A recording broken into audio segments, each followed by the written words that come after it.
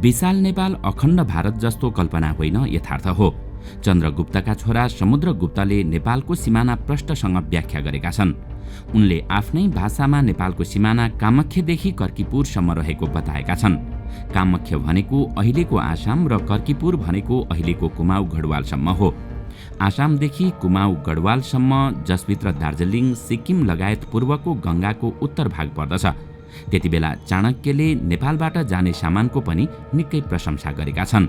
नेपालबाट निर्यात हुने राडी, पाखी जस्ता कपडाको चर्चा गरेका छन्। त्यसकारण हामीले बुझ्नुपर्ने पहिलो विषय के हो भने विशाल नेपाल प्राचीन कालदेखि नै थियो र यो कुनै कल्पना होइन। त्यो विशाल नेपाल अहिले पनि नेपाल नै हो। त्यसो भए पहिला अखण्ड भारतको निर्माण भयो कि विशाल नेपालको निर्माण भयो? आखिर सत्य के हो त? दर्शकवृन्द, आउनुहोस् आजको यस श्रृङ्खलामा हामी ग्रेटर नेपालको अवधारणा के हो र यसले अहिले किन चर्चा पाइरहेको छ अनि अखण्ड भारतको अस्तित्व पृथ्वीमा कहिल्यै थियो कि थिएन भन्ने विषयमा विशेष चर्चा गर्नेछौँ। विशाल नेपालको कुरा गर्दा सुरुमा योगी नरहरि नाथले यसको प्रसङ्ग स्पष्ट रूपमा उठाएका थिए।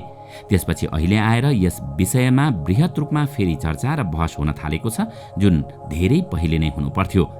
अहिले भारतीय संसद भवनमा टाँसिएको नेपाल, बङ्गलादेश, पाकिस्तान र केही अफगानिस्तानको भूभाग समेत रहेको अखण्ड भारतको नक्साले सम्पूर्ण दक्षिण एसियामै गम्भीर बहसको विषय सिर्जना गराएको छ।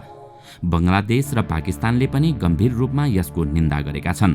तर नेपालमा भने आम जनताले यसलाई आन्दोलनकै रूपमा बहसमा ल्याउन खोजे पनि सत्ताधारी, अझ विशेष गरी भारतको चाकडी गरेर सरकार टिकाइराख्ने नेकपा माओवादी र प्रधानमन्त्री पुष्पकमल दाहाल प्रचण्ड तथा उनका आसेपासेहरूले भने त्यो आवाज दबाउने प्रयास गरिरहेका छन्।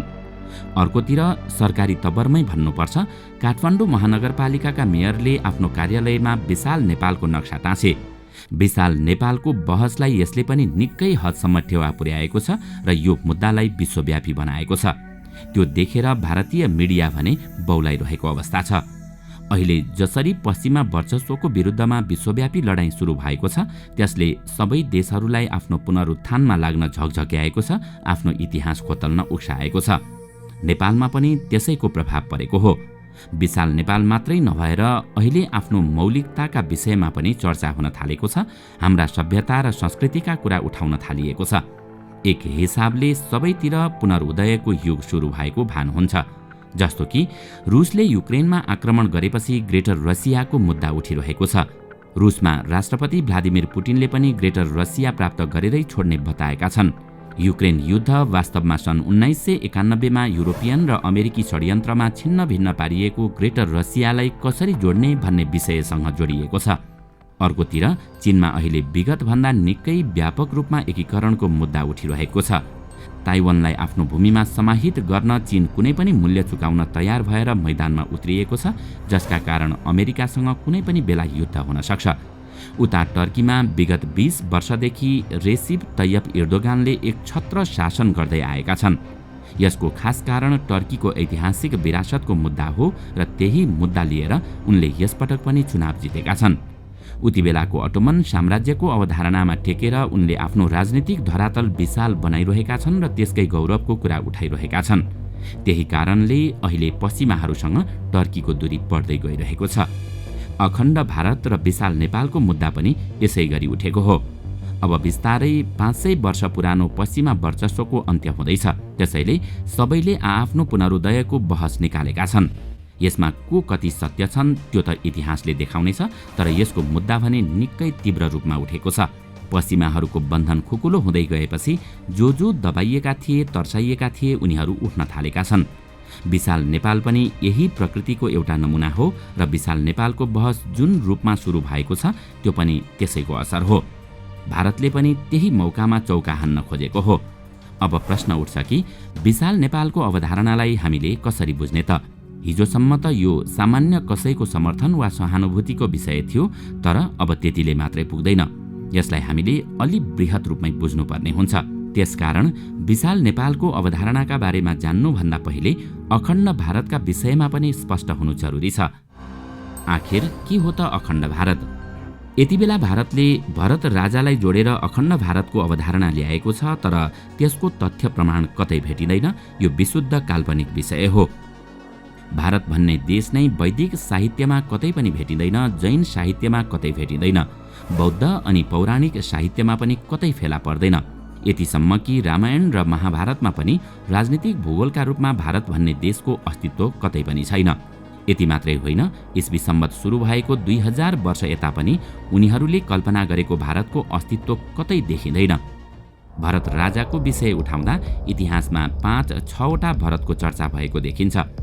वेद, पुराण, रामायण, महाभारत लगायतमा फाट्टफुट्ट भरतको चर्चा छ। ती भरत विभिन्न प्रकारका छन्, जस्तो कि शकुन्तलाका छोरा भरत छन्, अर्का नाट्यशास्त्री भरत छन्, जसका नाममा भरत नाट्यम भन्ने एक प्रकारको सङ्गीत वा नृत्य नै छ। तर राजाका रूपमा जुन भरतको नाम उल्लेख गरिएको छ, ती भरतले कुनै समय अहिलेको अफगानिस्तानमा शासन गर्दथे। अहिलेको भारतीय भूमिमा भरत नामका कुनै पनि राजा कहिल्यै थिएनन्। शब्दको हिसाबले हेर्ने हो भने प्राचीन साहित्यमा भरत नभएर भारत सम्बोधन गरेको भने भेटिन्छ। जस्तो कि गीतामा कृष्णले अर्जुनलाई लड्नका लागि उत्प्रेरित गर्दा हे भारत भनेर पटक पटक सम्बोधन गरेका छन्। त्यसैले यसले व्यक्ति नभएर वंश बुझाउँछ। जुन भरतवंशी थिए उनीहरूलाई नै भारत भनिएको हो, अर्थात् भरतवंशीहरूलाई सम्बोधन गर्न भारत भनिएको हो, जसले अहिलेको अफगानिस्तानमा शासन गरेको थियो। भारत भन्ने त कतै छँदै थिएन। इन्डियाको सबैभन्दा विशाल साम्राज्य भनेको सम्राट चन्द्रगुप्त मौर्यको साम्राज्य हो, जहाँ उनका नाति सम्राट अशोकसम्मले शासन गरे। त्यसपछि त्यो छिन्न भिन्न हुँदै गयो। त्यति ठूलो साम्राज्यले समेत दक्षिणमा बेङ्गलोरको नजिक, पूर्वमा उडिसाको नजिक र उत्तरमा यूपीको आधा भाग मात्र समेटेको थियो। नेपालको त कुरै नगरौँ, झन् बङ्गलादेश छुने त कुरै भएन। तर त्यो साम्राज्य पश्चिमपट्टि भने पाकिस्तान र अफगानिस्तानसम्म पुगेको थियो। इन्डियाको इतिहासमा सबैभन्दा ठूलो क्षेत्र भनेको यही हो। त्योभन्दा ठूलो राजनीतिक भूगोल इन्डियामा कहिले पनि बनेन। त्यही कारण चन्द्रगुप्तलाई भारतको पहिलो सम्राट भनिन्छ। त्योभन्दा अगाडि त्यस क्षेत्रमा ससाना देशहरू थिए। अङ्ग्रेजहरूको पालासम्म आउँदा 550 राज्यहरूभन्दा बढी थिए र त्यसलाई एकीकरण गरेर उनीहरूले इन्डिया बनाएका थिए र त्योभन्दा पहिले 900 सम्म देशहरू त्यस क्षेत्रमा थिए। ती 900 देशमा भारत भन्ने देशको अस्तित्व कतै थिएन। त्योभन्दा ठूलो साम्राज्य इन्डियाको कहिल्यै पनि बनेन। त्यति बेला चाणक्यको साम्राज्यलाई कतै पनि भारत भनिएन, त्यसलाई मगध साम्राज्य भनिन्थ्यो। त्यो 2350 वर्ष पहिलेको कुरा हो। त्यति बेलासम्म पनि भारत भन्ने देशको अवधारणा नै थिएन। त्यसैले अहिले भारतले जारी गरेको अखण्ड भारतको नक्सा पूर्ण रूपमा हास्यास्पद र काल्पनिक छ। अब प्रश्न उठ्छ, त्यसो भए के विशाल नेपालको अवधारणा सही हो त? विशाल नेपाल अखण्ड भारत जस्तो कल्पना होइन, यथार्थ हो। चन्द्रगुप्तका छोरा समुद्रगुप्तले नेपालको सिमाना प्रष्टसँग व्याख्या गरेका छन्। उनले आफ्नै भाषामा नेपालको सिमाना कामाख्यादेखि कर्कीपुरसम्म रहेको बताएका छन्। कामाख्या भनेको अहिलेको आसाम र कर्कीपुर भनेको अहिलेको कुमाऊ गढवालसम्म हो। आसामदेखि कुमाऊ गढवालसम्म, जसभित्र दार्जिलिङ, सिक्किम लगायत पूर्वको गङ्गाको उत्तर भाग पर्दछ। त्यति बेला चाणक्यले नेपालबाट जाने सामानको निकै प्रशंसा पनि गरेका छन्। नेपालबाट निर्यात हुने राडी, पाखी जस्ता कपडाको चर्चा गरेका छन्। त्यसकारण हामीले बुझ्नुपर्ने कुरा के हो भने विशाल नेपाल प्राचीन कालदेखि नै थियो र यो कुनै कल्पना होइन।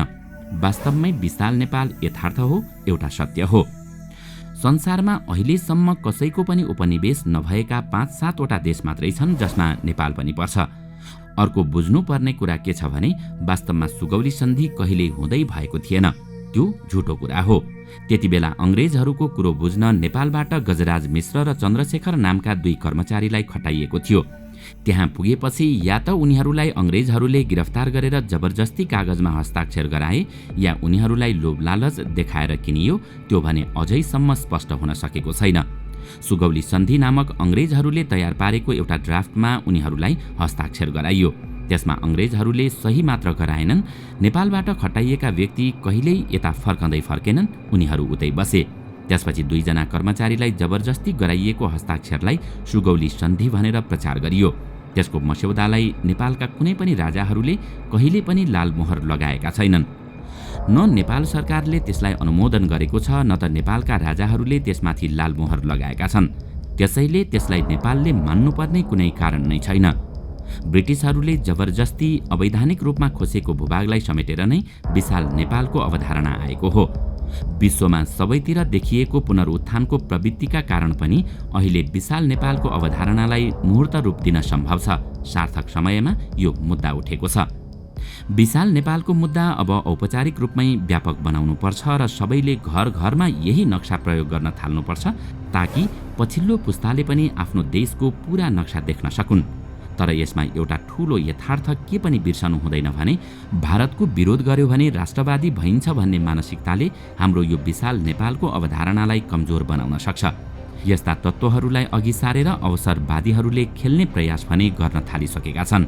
यसमा भने सबै सजग हुनु जरुरी छ। अर्को कुरा, हामीले सुगौली सन्धिलाई मान्ने हो भने ग्रेटर नेपालको अवधारणालाई कहिले पनि मुहूर्त रूप दिन सक्दैनौँ। त्यसका लागि युद्ध नै गरेर जित्नुपर्ने हुन्छ, जुन तत्कालका लागि सम्भव छैन। तर हामीले दुईजना भगौडा कर्मचारीले गरेको हस्ताक्षरलाई नमानेर त्यो सन्धि किर्ते काम थियो भन्ने प्रमाणित मात्रै गर्न सक्यौँ भने हामीले हाम्रो अधिकार सहजै प्राप्त गर्न सक्नेछौँ। किनकि विशाल नेपाल अखण्ड भारत जस्तो कुनै कल्पना नभएर यथार्थ हो। दर्शकवृन्द, आजको श्रृङ्खला तपाईलाई कस्तो लाग्यो हामीलाई कमेन्टमा अवश्य बताउनुहोला।